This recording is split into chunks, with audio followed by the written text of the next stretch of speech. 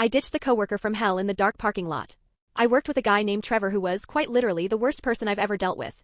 He was a raging misogynist who called every woman colleague girl instead of their names, would scream actual curse words in their faces if they resisted, and constantly hit on them. Management knew everything because people complained constantly, yet they did absolutely nothing. I'm a guy, so I wasn't his direct target, but watching him treat my friends and colleagues like that boiled my blood. I started telling the women to let me know if he bothered them, because I wasn't going to stand by and watch his garbage behavior.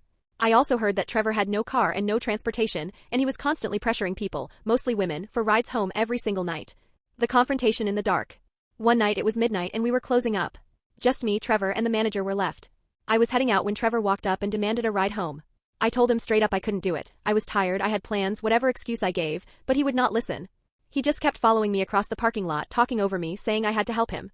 I got to my car, unlocked it, slid into the driver's seat fast, and immediately hit the lock button. Trevor was still standing there outside my window. Then he started banging on the glass with his fist, yelling that I better take him home right now. The parking lot was pitch black and empty.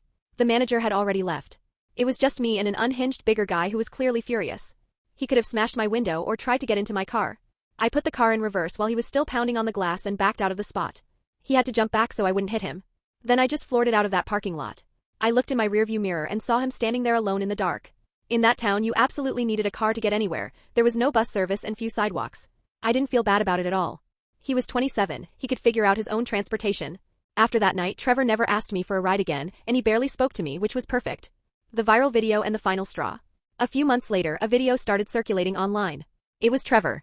Someone had caught him on camera getting out of a car in the middle of a highway during rush hour and starting a fist fight with another driver. Cars were swerving everywhere. The video went completely viral in our area, with people posting his full legal name in the comments. I thought for sure this would finally get him fired. But no, management still did nothing.